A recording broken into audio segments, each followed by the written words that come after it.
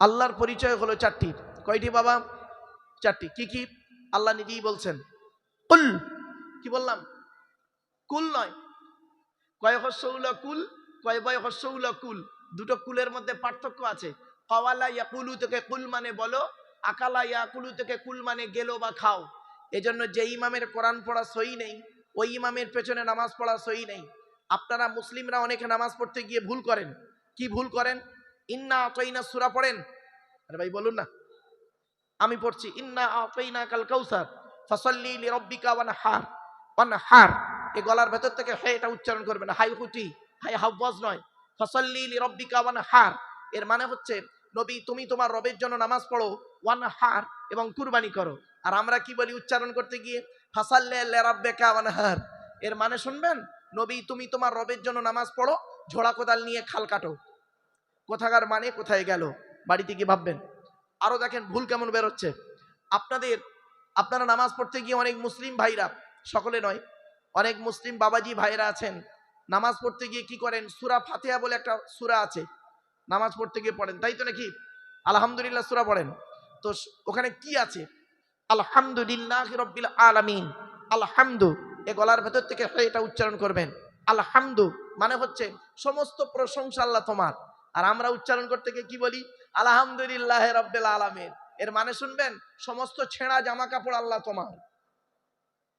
হয়েছে? আরো দেখেন, রমজান মাসে ভোরের বেলা, এই যে রমজান মাস আসছে, রমজান মাসে ভোরের বেলা যে খাবারটি আপনারা খান ওকে কি বলেন? জোরে বলুন। শব্দটা সেহেরি নয়, শব্দটা হলো সাহারি। কি বললাম? সেহেরি নয়। আচ্ছা, দন্তেশ্বয় একার আর দন্তেশ্বয় আকারের পার্থক্যটা কি? সিনে জেদ দিলে মানে কি, আর সিনে জবত দিলে মানে কি? সিনে জেদ দিলে মানে হবে সিহরুন, মানে হলো জাদু করা। সিহরুন মানে জাদু করা, হাদা সিহরুম মুবিন। আর সিনে জবত দিলে সাহারুন মানে হলো রাতের শেষ অংশের খাবারকে আরবিতে সাহারি বলে, সেহেরি নয়। তাহলে শব্দটা কি হবে? সেহেরি না সাহারি? জোরে বলুন। তাহলে সেহেরি বলছেন কেন? এই ভুলটা সংশোধন করুন। কেন জলসায় বসেছেন? কষ্ট করে দূর দূরান্ত থেকে এসেছেন কেন? কারণটা কি? কেন এসেছেন আপনারা জলসায়? চলুন একটা একটা করে বলি। আর একটা খুব ইম্পর্টেন্ট কথা বলছি। আচ্ছা ভাই, মহিলারা আছে? আচ্ছা, মা বোনেরা আছেন? মা বোনেরা ভালো করে এই কথাটি খুব ভালো করে শুনে নেন, প্লিজ অ্যাটেনশন। স্বামী স্ত্রী সংসার করতে গিয়ে ইসলামিক পরিভাষায় মুসলিমরা কি করে? স্বামী স্ত্রী একে অপরের সঙ্গে সংসার করতে গিয়ে সমস্যা তৈরি হয়। স্বামী স্ত্রী হতে হতে দেখবেন স্বামী তার স্ত্রীকে তালাক দেয়। কি দেয়? জোরে বলুন। শব্দটা কিন্তু তালাক নয়, শুনে যান, আজকে হিন্দু মুসলিম সকলে শুনে যান। শব্দটা কিন্তু তালাক নয়। শব্দটা কি? শব্দটা হলো তলাক। কি বললাম? জোরে বলুন। তলাক। ওর আরবি উচ্চারণ কি? তোয়েল আমারিফ ক। বাংলা উচ্চারণ কি? তয়বায় লয়াকার ক। তলাক মানে পৃথক দেওয়া, ছেড়ে দেওয়া, ডিভোর্স দেওয়া। আর তেল আমালিফ ক, তয়াকার লয়াকার ক। তালাক মানে জুড়ে যাওয়া, মিলিত হওয়া, একত্রিত হওয়া। আমরা তলাক না বলে সব তালাক বলি, ঠিক না বেটি? আর বুঝতে পারছেন ওয়াজ করা কি কঠিন? 1 ঘন্টা ওয়াজ করতে গেলে 3 ঘন্টা বই পড়তে হবে। 1 ঘন্টা লেকচার দিতে গেলে 3 ঘন্টা কিতাব মোতালিয়া করতে হবে।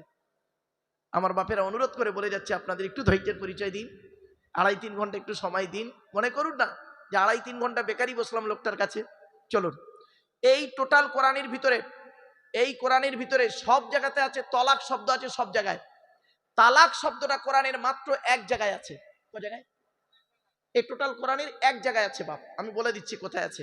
এটা হিফজ কোরআন শরীফ না হুজুর? 24 নম্বর পারা 7 নম্বর পৃষ্ঠার, এই যে এক চান্সে খুলে গেল আলহামদুলিল্লাহ।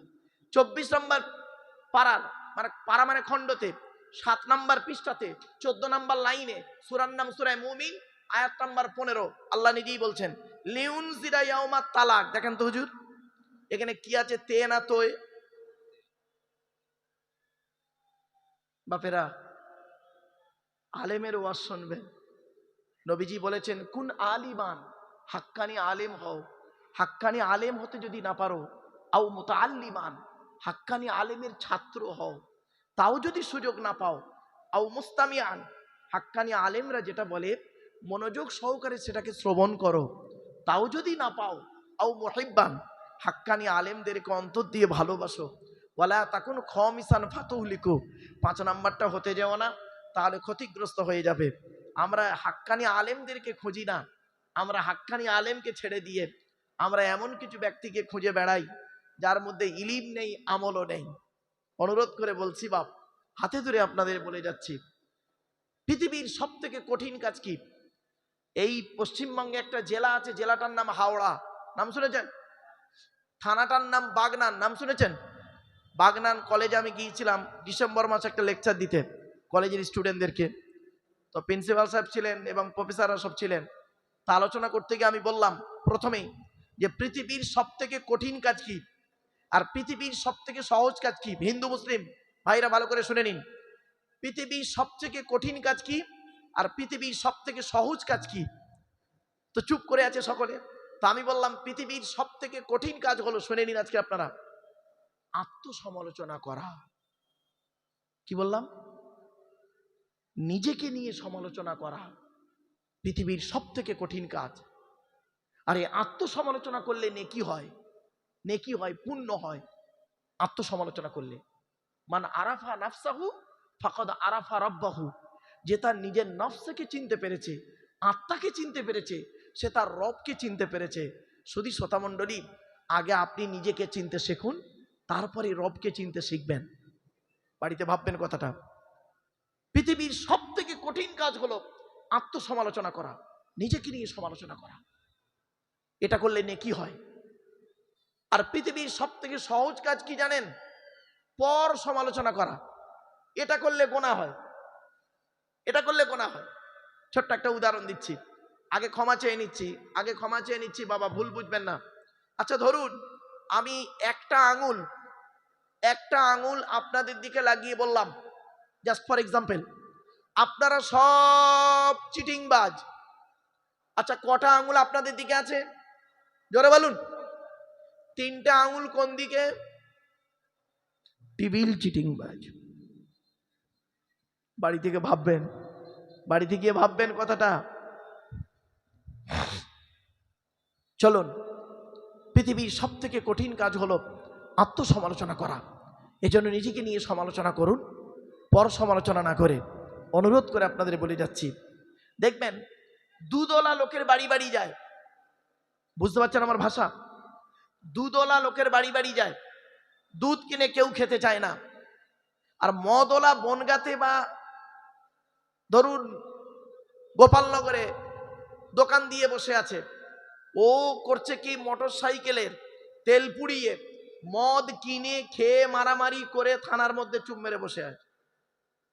ঠিক না বেঠিক? দুধওয়ালা ওর বাড়ি গিয়েছিল, দুধ কিনে খায়নি। ভাববেন, বাড়িতে গিয়ে ভাববেন আমার এই কথাগুলো। চলুন এগিয়ে যাই। তাই ইংরেজি বাংলাতে অনেক শব্দ আছে। জ্বালা, বর্গিন জয়কার লয়কা জ্বালা, বর্গিন জয়বায়কার লয়কা জ্বালা, দুটোই জ্বালা। একটা যন্ত্রণা জ্বালা, একটা পানির জ্বালা। মনে রাখবেন এগুলো। কমল, কৌকার মৌলা কমল, কমলা কমল, কৌকার মৌলা কমল মানে নরম, কমলা কমল মানে পদ্ম ফুল। বাড়ি থেকে ভাববেন এগুলো, এই ওয়াজগুলো বাড়ি থেকে ভাববেন। সেই জন্য ইংরেজিতে অনেক শব্দ আছে। Meet, MEET, meet, MEAT meat, দুটোই মিট। একটা মিট মানে সাক্ষাৎ করা, একটা মিট মানে মাংস। এগুলো বাড়ি থেকে ভাববেন একটু। তাই আল্লাহর পরিচয় দিতে গিয়ে আল্লাহ নিজেই বলছেন, সৃষ্টিকর্তা বলছেন, কুল, নবী তুমি বলো। কি বলবো? হুয়াল্লাহু আহাদ, সে সৃষ্টিকর্তা হলেন একক। কি বললাম? একক। আল্লাহ ওয়াহিদ নন, আল্লাহ আহাদ। আচ্ছা ওয়াহিদ আর আহাদের পার্থক্যটা কি শুনে নিন, হিন্দু মুসলিম সকলেই শুনুন। ওয়াহিদুন মানে এক, যার দুই আছে বা থাকতে পারে, আর আহাদুন মানে এক, যার দুই হয় না।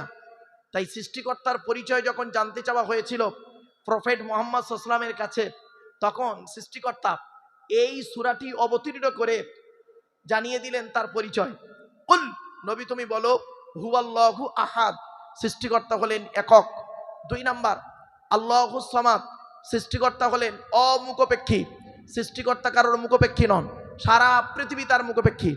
3 নাম্বার, লাম ইয়ালিদ ওয়া লাম ইউলাদ, সৃষ্টিকর্তা কাউকে জন্ম দেয়নি আর সৃষ্টিকর্তাকেও কেউ জন্ম দেয়নি।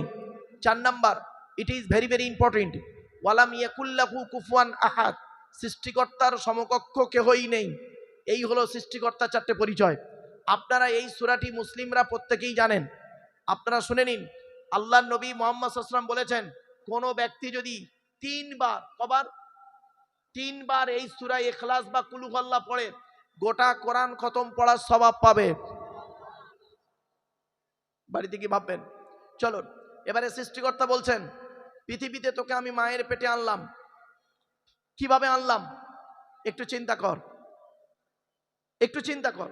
চলুন আমরা হিন্দু মুসলিম উভয়, আমরা জাতি ধর্ম বর্ণ নির্বিশেষে একটু চিন্তা ভাবনা করি সৃষ্টিকর্তা সম্পর্কে। সৃষ্টিকর্তা বলছেন, তোকে আমি তোর মায়ের পেটের ভিতরে আনলাম। কিভাবে আনলাম একবার চিন্তা কর। বাপের 4টে অঙ্গ, বাপের কটা? মায়ের 4টে অঙ্গ, মায়ের কটা? কটা হলো? 8টা। বাপের 4টে অঙ্গ, মায়ের 4টে অঙ্গ, 8টা। সৃষ্টিকর্তা দেয় 5টা। এই টোটাল 13টা জিনিস দিয়ে সৃষ্টিকর্তা মায়ের পেটের ভিতরে বাচ্চাকে তৈরি করে। জোরে বলুন সুবহানাল্লাহ। কিভাবে তৈরি করছে? রেফারেন্স টু দি হোলি কোরআন। কোরআনে বলা হয়েছে, ওয়ালাকাদ খলাকনাল ইনসানা মিন সুলালাতিন মিন তিন সুম্মা জাআলনাহু নুতফাতান ফি করারিম মাকিন সুম্মা খলাকনান নুতফাতা আলাকাতান ফাখলাকনাল আলাকাতা মুদগাতান ফাখলাকনাল মুদগাতা ইযামান ফাকাসাউনাল ইযামা লাহমা সুম্মা আনশানাহু খলকান আখর। এর সহজ অনুবাদটি করছি। এর কোথায় আছে? এই রেফারেন্সটা কোথায় আছে? পবিত্র কোরআনের, এই কোরআনের 18 নম্বর পারা বা খণ্ডে 1ম নাম্বার পৃষ্ঠাতে 12 নাম্বার লাইনে, সূরার নাম সূরা মুমিনুনের 12 নাম্বার আয়াতে বা মানে বাক্যতে সেখানে বলা হয়েছে, সৃষ্টিকর্তা বলছেন, আমি মাটির নির্যাস থেকে তোদের তৈরি করেছি। বাপ আর মায়ের মিলনের মাধ্যমে ওই পানিটাকে আমি সৃষ্টিকর্তা তোর মায়ের পেটের ডাইসে সুন্দর করে রেখে দিয়েছি। আর কি করেছি? সুম্মা খলাকনান নুতফাতা আলাকাতান, ওই পানিটার 40 দিন পরে রক্তপিণ্ড করেছি, তার 40 দিন পরে মাংসপিণ্ড করেছি, তার 40 দিন পরে হাড় তৈরি করেছি, হাড়ে আর মাংস লাগিয়ে দিয়েছি। আমি সৃষ্টিকর্তা তোর মায়ের পেটের ভিতরে সুন্দর একটা আকৃতি দান করেছি। জোরে বলুন। এখন আমরা মায়ের পেটে এসে গেলাম। সৃষ্টিকর্তা বলছেন, শোন, তোকে আমি তোর মায়ের পেটের ভিতরে আনলাম। তোর দেহের মধ্যে 4টে গুরুত্বপূর্ণ অর্গান দিয়েছি। কটা? 4টে গুরুত্বপূর্ণ অর্গান। মনে রাখবেন, আপনাদের দেহের মধ্যে, আমাদের দেহের মধ্যে 4টে গুরুত্বপূর্ণ অর্গান আছে। এই 4টে অর্গানের যে কোনো একটা যদি খারাপ হয়, আপনি 100% মারা যাবেন। 100% মারা যাবেন। কি কি? 1 নাম্বার, সৃষ্টিকর্তা বলছে তোর ব্রেন। কি? ব্রেন। এই জন্য ব্রেনটাকে ঠান্ডা রাখবি, অযথা চিন্তা করবি না, অযথা টেনশন করবি না, স্ট্রোক হয়ে যাবি। শুনে রেখে দে, এই হিন্দু মুসলিম পৃথিবীর মানব জাতি, তোকে ব্রেন দিয়েছি, আমি তোর ব্রেনটাকে সুরক্ষিত জায়গায় রেখেছি। কারোর ব্রেন সামনে নেই। সৃষ্টিকর্তা জানে এই পৃথিবীতে আমার বান্দারা, আমার দাসরা, আমার বান্দারা পৃথিবীতে যত ঝড়ঝাপটা পাবে সামনেই ধাক্কা লাগবে। এজন্য ব্রেনটাকে সামনে দিলে অসুবিধা হবে, ইন্টারনাল হ্যামারেজ হয়ে যাবে। এজন্য সৃষ্টিকর্তা ব্রেনটাকে ঠিক সুরক্ষিত জায়গায় রেখেছে। কিছু বুঝতে পারছেন আমার বক্তব্য? চলুন এরপরে আসছি। সৃষ্টিকর্তা বলছেন, তুই তোর ব্রেনটাকে নিয়ে অযথা চিন্তা করবি না। কিসের চিন্তা করিস? এই হিন্দু মুসলিম কিসের চিন্তা করেন আপনারা? সৃষ্টিকর্তা বলছে, তোর ছেলে ভাত দেয়নি চিন্তা করছিস, স্বামী স্ত্রী ঝগড়া হয়েছে চিন্তা করছিস, ভাই ভাই অমিল চলছে ঝগড়া চিন্তা করছিস, ব্যবসায় লস হয়ে গেছে চিন্তা করছিস। কি চিন্তা করছিস তুই? গীতার সারাংশ কি জানেন? যারা শ্রীমতী ভগবত গীতা পড়েছেন শুনে নিন, গীতার সারাংশটা কি? যা হয়েছে তা ভালোই হয়েছে, যা হচ্ছে তা ভালোই হচ্ছে, যা হবে তা ভালোই হবে। কি হারিয়েছে তোমার কাঞ্চো? কি হারিয়েছে কাঞ্চো? যা নিয়েছো এই পৃথিবী থেকেই নিয়েছো, যা দিয়েছো এই পৃথিবীতেই দিয়েছো। যেটা আজকের আছে তোমার, গতকাল অন্যের ছিল, আজ তোমার আছে। মানে তোমার বাপের ছিল, তোমার বাপ মারা গেছে, এখন তুমি মালিক। গতকাল অন্যের ছিল, আজ তোমার আছে। তুমি আজ মারা যাও, আগামীকাল সেটা অন্যের হয়ে যাবে।